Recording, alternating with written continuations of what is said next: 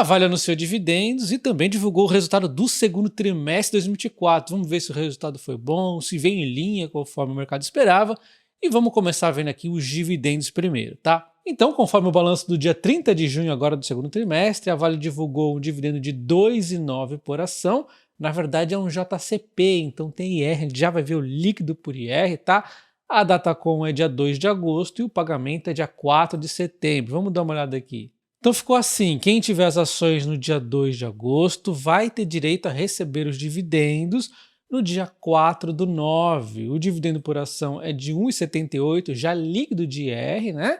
Dando então no momento de hoje 2,94 de yield por ação. Só a título de exemplo, para você ganhar R$ 1.000, você teria de ter investido aí na Vale R$ 34 mil aí investido ao valor dessa cotação de hoje aqui de 60,57, né? Detalhe é que a Datacom você tem que dormir com as ações nesse dia para ter direito ao dividendo, tá? O dividend yield projetado para a Vale para o ano de 2024 no AGF é de 8,91, que dá uma margem de segurança de 48,5%. Parece ser uma margem bacana, lembrando que a empresa sempre paga bons dividendos, inclusive esse dividendo é maior do que o dividendo que ela pagou no passado. Ano passado a Datacom foi inclusive ali, ó, dia 11/8, ela costuma anunciar esse dividendo aqui que acontece no mês 8 da Datacom, normalmente em julho ou no próprio mês 8, né? O próximo dividendo da empresa deve ser anunciado no mês 11, assim como a Datacom também deve ser ali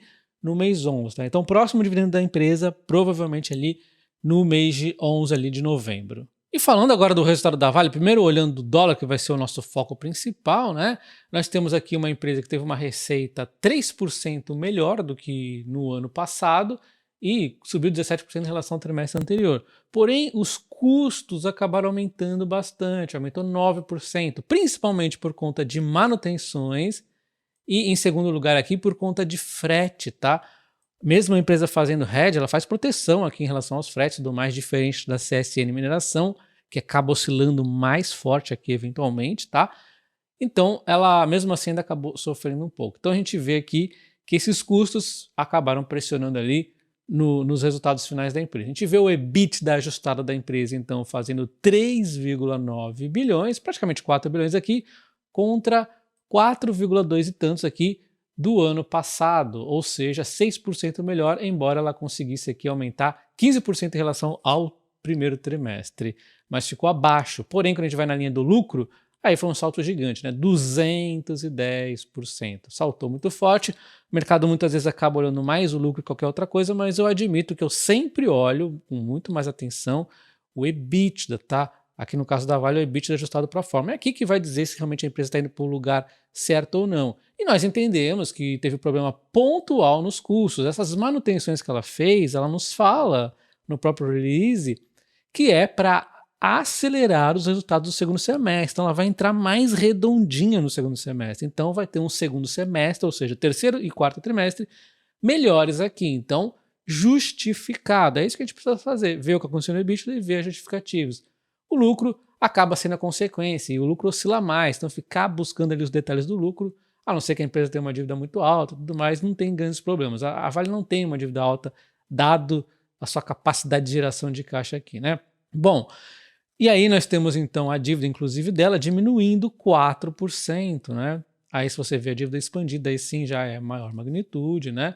Ficou ali em linha, não modificou. Um ponto importante é que o consenso do mercado em termos de EBITDA ajustado esperava 4,2, a empresa fez 3,99, então veio 4,8 abaixo do consenso, mas existem aqui algumas corretoras que esperavam lucros um pouco abaixo, algumas realmente em linha com o que ela reportou, então depende muito, mas o fato é que o consenso, a média geral, esperava um pouquinho mais do EBITDA ajustado, talvez justificado pelos custos, talvez justificado por alguma questão aí que eles não enxergaram direito, mas eu não vejo nenhum problema acontecendo aqui no resultado da Vale, tá? Olhando o resultado em dólar, olha só, aí o EBITDA ajustado pro forma, ele ficou praticamente em linha com o mesmo do resultado do segundo trimestre de 2023, por conta que o dólar aqui acabou compensando qualquer outro problema ali, né? E o lucro, então, o salto ainda foi maior, né? Olha só, 14,6 bilhões, um lucro gigante da Vale, né? Dando agora então o custo caixa C1, que é importantíssimo a gente olhar isso para ver se a empresa consegue ser competitiva perante aí os concorrentes, né? Então nós temos aqui um aumento de 6% no trimestre a trimestre, chegando a 24,9, que é um pouco alto, aqui um pouco acima do esperado, porém ela fala que é um impacto sazonal do giro dos estoques e a concentração das atividades de manutenção. Como nós vimos no relatório de produção, teve muita manutenção mesmo, né? E aí, compensados parcialmente aqui pelo volume, que foi maior, e a depreciação do real aqui, né? Que ajuda, por isso que eu falo, o real acaba ajudando aqui quando ele se desvaloriza, principalmente aqui no custo caixa. E ainda assim, eles continuam confiantes em alcançar o guidance do C1 em torno de 21,50 e 23. Então, eles atingindo o guidance, eu fico aqui mais tranquilo. É esperado, então, um segundo trimestre, ou, aliás, um terceiro trimestre e quarto trimestre mais forte ainda na Vale ali em termos de custos também. E olhando aqui nos investimentos da empresa, ela segue fortalecendo aqui o seu core. Eu diria que o foco dela vem sendo principalmente o minério de ferro de qualidade e os metais para transição energética, cobre e níquel ali, né? E olha só, ela tem 2 projetos, está próximo de encerrar. Vai entregar 15 e 15 aqui em Capanema e Vargem Grande. Eles estão 96% e 83% concluídos e devem entrar em operação no quarto trimestre, em meados de 2025. Então a gente entende aqui que em 2025 ela já consegue aumentar sua produção aqui. Além de ter assinado aqui um acordo em julho, né, uma parceria para uma planta de concentração de minério de ferro, aqui de 12 MTPA, que vai trabalhar com minério de ferro de alto teor, que é exatamente esse minério diferenciado que vai ser bom aí para o ESG, que vai ter um preço cada vez mais valorizado no mercado, mas algo que precisa de paciência aí. E aí nós temos aqui que a operação deve iniciar em 2027. Então, olhando a foto geral aqui do EBIT ajustado, ficou da seguinte forma: entre custos, despesas, manutenção, temos o frete aqui também atrapalhando, temos o preço que atrapalhou um pouquinho, volume e efeito câmbio ajudando, principalmente aqui o volume, né? Por outro lado, outros, que é várias coisas, inclusive não recorrentes aqui, tem vários detalhes aqui que podem estar dentro desse outros, que acabou fazendo reduzir o resultado. Lembrando que a empresa também teve não recorrentes aqui de monte na produção, né? Lembra quando vocês viram lá o relatório comigo, de produção teve muito não recorrente acontecendo. Embora a maioria ali seja classificado na parte de manutenção, né? Então olha só, porque você não deve olhar o lucro líquido da empresa trimestre a trimestre. No ano você até pode olhar, entendendo ali os detalhes, mas não olhe trimestre a trimestre, que fica uma bagunça. E olha só, nós estamos focando no EBITDA pro forma ajustado, mas quando a gente fala do EBITDA ajustado aqui, ó, ainda ficaria até igual aqui em relação ao 2T. Mas enfim, temos aqui então o EBITDA ajustado. A partir daí, olha quanta bagunça tem aqui que acontece até chegar no lucro. Tem reversão de redução de valor recuperável, tem aqui resultado de participação. Bom, resultado de participações tudo bem, né? Temos aqui resultado financeiro, olha a diferença, né? Temos aqui olha só os tributos. Tributos foi uma porrada, né? Então não tem como a gente fazer dessa forma. Fica muito, fica incoerente. É por isso que dá esse salto todo.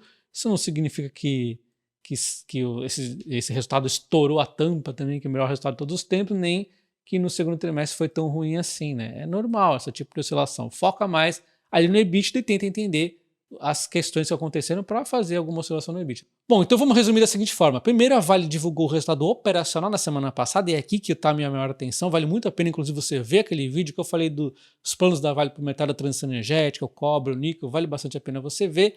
E naquele resultado operacional, na minha opinião, foi positivo, tá? Eu comentei com vocês até no dia do resultado, e aí de lá para cá o mercado já precificou isso e temos o resultado de fato da empresa, que na minha visão foi neutro. O lucro foi alto? Foi, mas ainda assim foi neutro para mim. A questão ali do EBITDA, que veio um pouquinho abaixo, também não me preocupa. A gente viu inclusive os custos, a empresa justificou o que aconteceu, então o resultado em si neutro, mas o principal operacional ali, que é o que a empresa mais tem controle inclusive das coisas, foi um bom operacional, que o mercado deveria ter precificado. Na verdade, a gente parece que não precificou, por quê? Porque logo na sequência, junto ali com o operacional dela, que foi bom, veio a China ali, nos mesmos dias ali, e divulgou resultados ruins. Na verdade, foi até antes, né, um dia antes, se não me engano. E aí, os dados ruins da China ofuscaram o bom operacional da Vale. Mas, basicamente, o operacional foi bom, e o resultado agora, na minha visão, neutro, ou seja, como um todo, o resultado da Vale do trimestre foi positivo. e tem os dividendos também. Então vou deixar aqui na tela para você o vídeo do operacional da Vale para você ver aí os planos da empresa de minério de qualidade, do metais para transição energética, e também vou deixar o vídeo aqui da Transmissão Paulista. Dá uma olhada no vídeo, mas antes já deixa o like nesse aqui, se inscreve no canal ativando o sino. Um abraço e até o próximo. Valeu!